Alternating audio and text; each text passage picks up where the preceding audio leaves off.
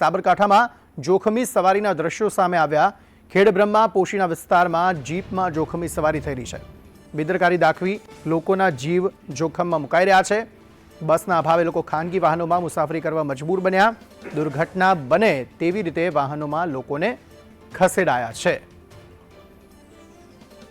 તો ઘેટા વકરાની જેમ લોકોને ખીચોખીચ આ બસમાં આ જે ગાડી છે તેમાં ભરવામાં આવ્યા। આ પ્રકારના દ્રશ્યો વારંવાર સામે આવે છે જ્યારે લોકો જીવના જોખમે મુસાફરી કરે છે અને આ જ રીતે જે કાર ચાલકો છે તે લોકોના જીવ જોખમમાં મૂકી રહ્યા છે। સંવાદદાતા હિતેશ રાવલ જોડાયા છે વધુ માહિતી સાથે। હિતેશ, વારંવાર આ પ્રકારના દ્રશ્યો સામે આવી રહ્યા છે, કાર્યવાહી કોઈ જ નથી થઈ રહી। જી અંકિત, એક તરફ સરકાર દ્વારા અને તંત્ર દ્વારા બનાવો ન બને, મોટી ઘટનાઓ દુર્ઘટનાઓ ન સર્જાય તે માટે પોસ્ટરો, ટ્રાફિક નિયમો, સીટ બેલ્ટ બાંધવાના, ભારે વાહનો ઉપર મોતની સવારી ન થાય તેના માટેની કેટલાય પોસ્ટરો દ્વારા આ પ્રમાણેની ચલાવવામાં આવતી હોય છે કે આવી ઘટનાઓ ન બને। પણ વાત છે સાબરકાંઠાની। સાબરકાંઠામાં ખેડબ્રહ્માથી અંબાજી તરફના હાઈવે રોડ જે 4 લેન છે એ હાઈવે પર મોતની સવારી ચાલી રહી છે અને અંતરિયા જે વિસ્તાર ગણાતો હોય કે પોશીના તરફનો વિસ્તાર હોય, લાંબડિયા જવાનો હોય, કોટડાનો રસ્તો, ત્યાં મોતની સવારી રિક્ષા જેવી હોય કે ઓટો જેવી રિક્ષા ચાલતી હોય કે 3ની સવારી હોય, ત્યાં 6, 7 જણા લટકતા જેવી રિક્ષાઓ ઉપર, ઇકો જે ગાડી ગણાતી હોય કે ઇકો ઉપર 7 જણની હોય તે જગ્યાએ તેના ઉપર ઇકો ઉપર 12, 13 જણા બેસાડ્યા હોય તેવી પરિસ્થિતિના દ્રશ્યો અને જીપ ઉપર જે ગણાય કે જીપ જે જૂની 12 થી 13 વર્ષ 15 વર્ષ જૂની ગાડી કે એના જેને ધારાસભ્ય તુષાર ચૌધરી અમારી સાથે જોડાયા છે। હિતેશ, આપને અટકાવવા માંગીશ। તુષારભાઈ, શું કહેશો? આ પ્રકારનો મામલો વારંવાર સામે આવી રહ્યો છે કે જ્યારે લોકો જીવના જોખમે સવારી કરી રહ્યા છે અને કોઈ જ કાર્યવાહી આ મામલે નથી થતી। વાસ્તવિકતા એ છે કે આઝાદીના 75 વર્ષ પછી પણ ખેડબ્રહ્મા વિધાનસભા મત વિસ્તારના પોશીના તાલુકો અને વિજયનગરમાં એસટી ડેપો જ ઉભો કરવામાં આવ્યો નથી। એટલે જે લોકોની જે માગણી છે, લોકોને સ્કૂલે જવા માટે, કોલેજ જવા માટે, નોકરીએ જવા માટે કે બીજા માટે યાતાયાત માટે જે લોકોને બસની માગણીઓ છે એ બસની માગણીની પૂર્તતા તંત્ર દ્વારા કરવામાં ના આવતી હોવાથી મજબૂરી બસ જીવના જોખમે એ લોકોએ આવા ખાનગી વાહનોમાં મુસાફરી કરવી પડે। મારા ધારાસભ્ય બન્યા પછી મેં મુખ્યમંત્રીને પણ રજૂઆત કરી છે કે બંને તાલુકામાં જો એસટી ડેપોનું નિર્માણ થાય તો વધારે બસની સુવિધા મળે તો જ આ જાન લેવા મુસાફરી આપણે અટકાવી શકીએ એમ છે। પણ આજે 75 વર્ષ આઝાદીના થયા છતાં પણ આ બંને તાલુકામાં હજી સુધી એસટી ડેપોનું નિર્માણ થઈ શકતું નથી। તો આટલા વર્ષો થયા એસટી ડેપોનું નિર્માણ નથી થયું સર, તો સ્થાનિક નેતાઓ શું કરી રહ્યા છે આ મામલે? હવે સ્થાનિક નેતાઓ એવી રજૂઆતો તો વારંવાર કરી જ છે સર, માત્ર રજૂઆતથી શું આ કામ થશે ખરું? આ પ્રકારના દ્રશ્યો તો વારંવાર સામે આવે છે, કેટલાય લોકોએ જીવ પણ ગુમાવ્યા હશે આવી ઘટનાઓમાં। હવે માત્ર ખાલી રજૂઆત કરવાથી કશું થઈ જશે સર? નહીં, ખાલી રજૂઆત નથી, અમે રજૂઆત કરીને એના ફોલોઅપ પણ કરી રહ્યા છે અને વહેલામ તકે નિર્માણ થાય એના અમારા પ્રયત્નો ચાલુ છે। તો કેટલા સમયમાં નિર્માણ થશે એવું આપને લાગી રહ્યું છે? બીજા 75 વર્ષ લાગશે સર? હવે એ તો સરકાર પર નિર્ભર છે ને, અમે તો માત્ર પ્રતિનિધિ છે, સરકાર અમે સરકાર નથી। અમે સર, આપને આ પ્રકારની રજૂઆત તમને કોઈ કરે છે ખરા સર? તમે કોઈને રજૂઆત કરી ખરી આ મામલે મુખ્યમંત્રી સિવાય કે આ નથી થઈ રહ્યું આ કામકાજ, તો ક્યારે કરશો તમે? મુખ્યમંત્રીને પણ મેં રજૂઆત કરી છે, વાહન વ્યવહાર મંત્રીને પણ મળ્યો છે। સર, આ પ્રકારના દ્રશ્યો જે સામે આવે છે કાયદો વ્યવસ્થાની સ્થિતિ લઈને પણ સવાલો ઉઠાવે છે, તો શું આપે પોલીસ અધિકારીને કોઈ આ મામલે જાણ કરી કે આ પ્રકારની ઘટનાઓ જે ઘટી રહી છે તે બંધ થાય? આ બંધ કરવા માટે કાર્ય કાલે કરી દેશે, પણ પછી મુસાફરી જ નહીં કરી શકે, શિક્ષણથી માંડીને બધું તંત્ર ઠપ થઈ જશે। એટલે પોલીસે કાર્યવાહી કરવી હોય તો કોઈ મર્યાદિત પેસેન્જર બેસાડે, છાપરા પર ના બેસાડે, હુડ પર ના બેસાડે, એ પોલીસે ધ્યાન રાખવું જરૂર।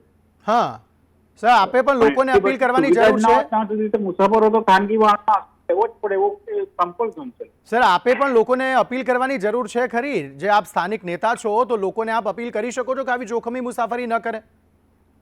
અમે તો વારંવાર કહીએ છીએ પણ હવે ત્યાં ઉભા તો નથી રહી શકતા ને, એટલે હવે આમાં સ્થાનિકો અથવા તો જે લોકો છે તેમનો તો કોઈ વાંક છે નહીં કે તેમની પાસે એસટી બસની સુવિધા નથી। એક જગ્યાએથી બીજી જગ્યાએ જવા માટે એસટી બસનો ઉપયોગ કરવો છે, પરંતુ બસ સ્ટેન્ડ જ નથી. હવે 75 વર્ષ થઈ ગયા, આપ પોતે કહો છો કે 75 વર્ષ થઈ ગયા ત્યાં સુધી બસ સ્ટેન્ડ નથી મળ્યું. હજી કેટલો સમય જોઈશે કે ત્યાં આગળ બસ સ્ટેન્ડ મળી જાય, અથવા તો બસની સુવિધા ચાલુ થાય જેથી લોકો આ રીતે જોખમી સવારી ન કરે? સર, તો અત્યારે આ પહેલી વાર હું તો ત્યાંથી ચૂંટણી લડ્યો છું, તો મારા ધ્યાનમાં તો અત્યારે જ આ પ્રશ્ન છે. સર, પહેલી વાર ચૂંટણી લડ્યા છો એનાથી શું થાય છે? સર, પહેલી વાર ચૂંટણી લડ્યા છો એ મતલબ નથી. વસ્તુ એ છે કે આ પ્રકારના દ્રશ્યો તો તમે મારી વસ્તુ સમજતા નથી. હું એ વિસ્તારનો પ્રતિનિધિ ના હોય તો એ વિસ્તારના પ્રશ્નોથી હું જાણકાર નહોતો. હવે હું ચૂંટણી લડીને ધારાસભ્ય બન્યો છું એટલે મેં મારે પ્રયત્ન ચાલુ કર્યા છે અને વહેલામાં વહેલી તકે ડેપોનું નિર્માણ થાય એના માટે મારા પ્રયત્નો રહેશે. સર, કેવા પ્રયત્નો? સર, કેવા પ્રયત્નો પ્લીઝ જાણવા માંગે છે જનતા. જો પહેલી વસ્તુ તો એ કે ડેપોના નિર્માણ માટે સરકાર શ્રીનો એક જ જવાબ આવતો હતો કે ભાઈ જગ્યા ઉપલબ્ધ ન હોવાના કારણે ડેપોનું નિર્માણ શક્ય નથી. પણ મેં જગ્યા શોધી કાઢી છે. કોલેજ માટે એક્સ્ટ્રા જગ્યા છે ને કોલેજના લોકો આપવા તૈયાર છે, પણ શિક્ષણ મંત્રી એની લીલી ઝંડી આપે અને શિક્ષણ મંત્રી એ ડેપો માટે જમીન ફાળવે તો કોશીનામાં ડેપોનું નિર્માણ થઈ શકે છે. એ જ રીતે વિજયનગરમાં સિંચાઈ વિભાગ પાસે તળાવમાં જગ્યા છે, એમાંથી જો 3000 ચોરસ મીટર સિંચાઈ વિભાગ ઠીક છે જગ્યા આપે એસટી વાહન વ્યવહાર વિભાગને તો ત્યાં પણ ડેપોનું નિર્માણ થઈ શકે. તો જમીનો આઈડેન્ટિફાઈ થઈ ગઈ છે. હવે સરકાર ટુ સરકાર એને આપણે એ કરવાનું છે, સરકાર ટુ સરકાર એનો હવાલો કરવાનો છે. એ થાય એટલે ડેપોનું નિર્માણ થશે. તો એ નિર્ણય સરકારે લેવાનો છે અને સરકાર ટુ સરકાર જ આપવાની છે. સરકાર જેટલો ત્વરિત નિર્ણય લેશે એટલું ઝડપી ડેપોનું નિર્માણ થઈ શકશે. ઠીક છે, આભાર સર અમારી જોડાવા બદલ. ધારાસભ્ય જોડાયા હતા સ્થાનિક. તેમણે કહ્યું કે પ્રયત્નો મેં કર્યા છે, પરંતુ સાથે તેમણે એ પણ કહ્યું હું પ્રથમવાર જ ધારાસભ્ય બન્યો છું અને મારા પ્રયત્નો ચાલુ જ છે. એક તરફ પોલીસ અધિકારીઓને પણ અમે આ મામલે ફોન કરવાનો પ્રયત્ન કરી રહ્યા છીએ. આ મામલે સ્થાનિક કોઈ પણ પોલીસ અધિકારી અમારા ફોન નથી ઉઠાવતા અને એ સવાલ અત્યારે સતત ઉદ્ભવી રહ્યો છે કે આ જોખમી સવારી આખરે ક્યારે અટકશે? કારણ કે આ પ્રકારે જીવના જોખમે સવારી કરવામાં અનેક લોકો પોતાનો જીવ ગુમાવી શકે છે, અનેક લોકો ઈજાગ્રસ્ત થઈ શકે છે, અનેક પરિવારનો માળખું જે છે એ નિસ્તનાબૂદ થઈ શકે છે. તેવામાં હવે સવાલ અનેક કે આ પ્રકારની ઘટનાઓ અટકશે ક્યારે? લોકો જીવના જોખમે સવારી કરવાનું ક્યારે બંધ કરશે? તુષાર ચૌધરી જે ધારાસભ્ય જે છે તે એવું કહી રહ્યા હતા કે 75 વર્ષ પહેલા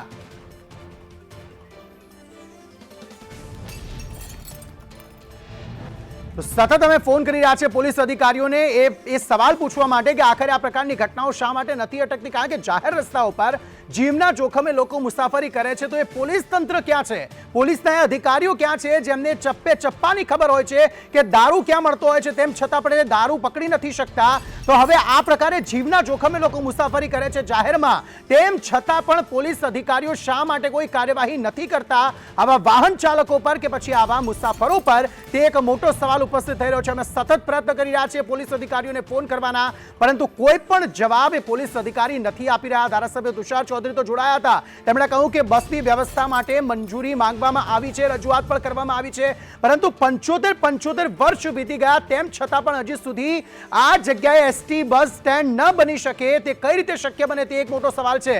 તેમણે હાથ ઉપર કરી દીધા એ વસ્તુ કહીને કે હું પ્રથમ વખત ધારાસભ્ય બન્યો છું, પરંતુ એ સવાલ સ્થાનિક નેતાઓ પર જાય છે, સ્થાનિક નેતાઓની સાથે લોકો પર પણ જાય છે કે આખરે 75 વર્ષ થઈ ચૂક્યા છે તેમ છતાં પણ એસટી બસ સ્ટેન્ડની માંગણી કેમ ન કરવામાં આવી અને લોકો શા માટે આ રીતે જીવના જોખમે અત્યારે સવારી કરી રહ્યા છે અથવા તો સવારી કરવા માટે મજબૂર બની રહ્યા છે? સતત સવાલો થઈ રહ્યા છે. હપ્તાખોરી તો ચોક્કસપણે પોલીસ અધિકારીઓ કરે છે, પરંતુ જ્યારે જવાબ આપવાની વાત આવે છે ત્યારે કોઈ પણ પોલીસ અધિકારી જવાબ આપવા માટે તૈયાર નથી કે આ પ્રકારની જોખમી સવારી શા માટે અહીંયા સાબરકાંઠાના જાહેર રસ્તા પર થઈ રહી છે. સાબરકાંઠા જિલ્લામાં જાહેર રસ્તા પર જે જીવના જોખમે લોકો અત્યારે સવારી કરી રહ્યા છે તે ક્યારે અટકશે? તે એક સૌથી મોટો સવાલ ઉદ્ભવી રહ્યો છે. ઘેટા બકરાની જેમ જ્યારે લોકોને ખીચોખીચ ભરીને આ સવારી જઈ રહી છે, જો કોઈ પણ સ્ટીયરિંગ પરથી કાબુ ગુમાવી દે છે ડ્રાઈવર અથવા તો કોઈ પણ ઘટના ઘટે છે, જો લોકો ઈજાગ્રસ્ત થાય છે અથવા તો કોઈ મોતને ભેટે છે, તો તેના માટે જવાબદાર કોણ? શું તેના માટે પોલીસના અધિકારીઓ જવાબદાર છે જે અત્યારે જવાબ નથી આપી રહ્યા અને પોતાની જવાબદારીથી ભાગી રહ્યા છે? કે જે કામ કરવું જોઈએ, જે વાહન ચાલકોને રોકવા જોઈએ, આવા વાહન ચાલકો જે જીવના જોખમે લોકોને લઈને મુસાફરી કરે છે તેમને અટકાવવા જોઈએ, તે કામ નથી કરતા. શું તે લોકો આ ઘટના માટે જવાબદાર છે? આ સવાલ અત્યારે ઉદ્ભવી રહ્યો છે. સંદેશ ન્યૂઝના ચેનલ હેડ પ્રશાંત નેમા અમારી સાથે વધુ વાતચીત કરવા માટે જોડાયા છે. સર, આ પ્રકારની જોખમી સવારીના દ્રશ્યો વારંવાર સામે આવે છે અને આ પ્રકારની ઘટનાઓ અટકવાનું નામ જ નથી લઈ રહી. अंकित, यदि ये तस्वीरें किसी गांव के भीतरी रास्ते की होती तो बात समझ में आती है कि वहां आने जाने के साधन नहीं है, कोई गाड़ी नहीं है, बस नहीं है। लेकिन ये जो तस्वीरें आपकी स्क्रीन पे अभी चल रही हैं, ये तस्वीरें उस हाईवे की है जो 2 लेन हाईवे कहलाता है। दोनों तरफ से आप 4 गाड़ियां आ और जा सकती हैं। यदि ये छोटी गाड़ियों की बात करें तो 6 गाड़ियां आ और जा सकती हैं। मतलब लगातार यहाँ गाड़ियां आती जाती रहती हैं। उस हाईवे की ये तस्वीरें हैं। बड़ी बात यह है कि हाईवे पे हर 100 मीटर के बाद कोई ना कोई एक संकेत लिखा होता है, कोई ना कोई एक वाक्य लिखा रहता है कि आपको यहाँ कितनी स्पीड में गाड़ी चलानी है, आपको यदि एक्सीडेंट हो जाता है तो यहाँ संपर्क करना है, यहाँ पे आपको ब्रेक लेना है, यहाँ से एग्जिट होना है, यहाँ से यहाँ की ओर रास्ता जाता है। तमाम बातें जो हैं हर 100 मीटर, 200 मीटर, 1 किलोमीटर के अंतर पे आपको लिखी हुई दिखती हैं। ऐसी स्थिति में एक के बाद एक गाड़ियां, चाहे ऑटो हो, चाहे जीप हो, चाहे छोटे रिक्शा हो, चाहे इको जैसी गाड़ियां हैं जहां की छत पे लोग बैठे हुए। इवन कुछ तस्वीरें तो ऐसी भी हैं जिसमें लोग बोनट पे खड़े हुए भी नजर आ रहे हैं। तो आप अंदाजा लगाइए कि ये किस तरीके की स्थिति है और किस तरीके की एक परिवहन व्यवस्था है जिसमें किसी के पास ये देखने का समय नहीं है। 50 से 100 गाड़ियां हमारी आंखों के सामने इस समय इस तरीके से लोगों से, जिसको हम कहते हैं ना भेड़ बकरियों की तरह भरी हुई, ऐसी जा रही हैं। अभी मैं जिस रास्ते से जा रहा हूं, मेरे ठीक सामने 2 गाड़ियां हैं।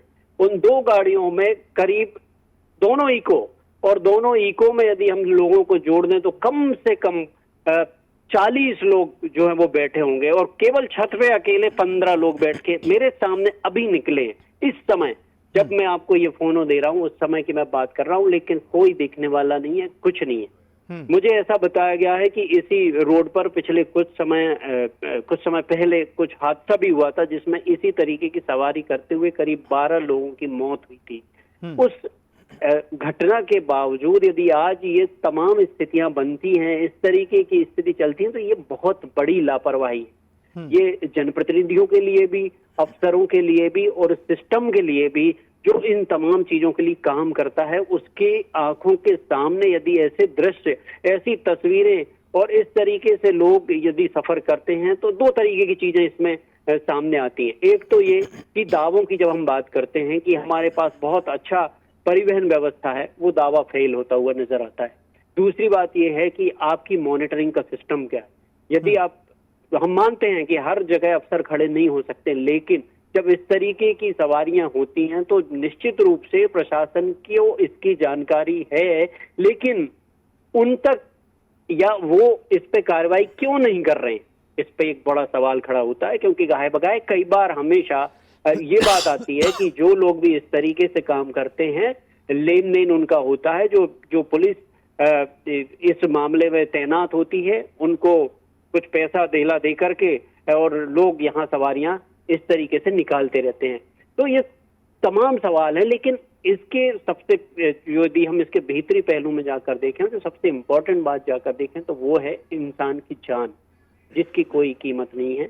क्योंकि ये 15, 20 या 25 रुपए की सवारी होगी जो 25 से 30 किलोमीटर के बीच में होती होगी, और उस 25 से 30 किलोमीटर के सफर में यदि कहीं आप हादसे का शिकार होते हैं, क्योंकि ये हाईवे है, तेज रफ्तार से यहाँ गाड़ियां चलती हैं, बड़ी गाड़ियां, छोटी गाड़ियां, आना और जाना सब कुछ, तो वो 30 और 40 रुपए कब आपकी जिंदगी ले लें, इसका કોઈ ઠેકાના સર કેટલાક મામલામાં એવું પણ સામે આવ્યું છે કે પોલીસ ચોકી હોય તેની સામેથી જ આ પ્રકારની ગાડીઓ જે છે તે 15-15, 20-20 લોકોને સવારી લઈને પસાર થઈ રહી છે, તેમ છતાં પણ ત્યાં પણ કોઈ જોવાવાળું નથી।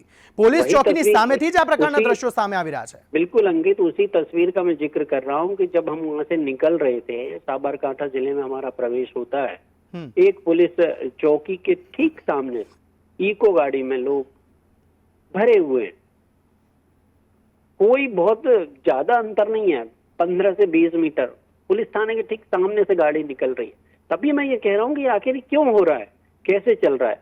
कहीं ना कहीं अफसरों की मिलीभगत उसमें शामिल है, या फिर जिन लोगों के ऊपर ये जिम्मेदारी है कि वो इन तमाम चीजों को देखें, वो इस चीज को नजरअंदाज कर रहे हैं, जानबूझ के नजरअंदाज कर रहे हैं। क्योंकि इसके पीछे भी कई वजह हो सकती हैं, लेकिन जान तो सबको प्यारी है। यदि जब जान जाएगी 10 दिनों के लिए फिर से वही सब नौटंकी शुरू होगी। हम सारी चीजों का देखभाल कर रहे हैं, सब व्यवस्थाओं को देख रहे हैं, लेकिन नतीजा क्या होगा? आज फिर वही स्थिति है। 25 से 30 गाड़ियां अभी भी लगातार हमारी आंखों के सामने से गाड़ियां निकल रही हैं, किसी की कोई नजर नहीं, कोई ठिकाना नहीं। ऐसा लग रहा है जैसे इस व्यवस्था का भगवान ही मालिक।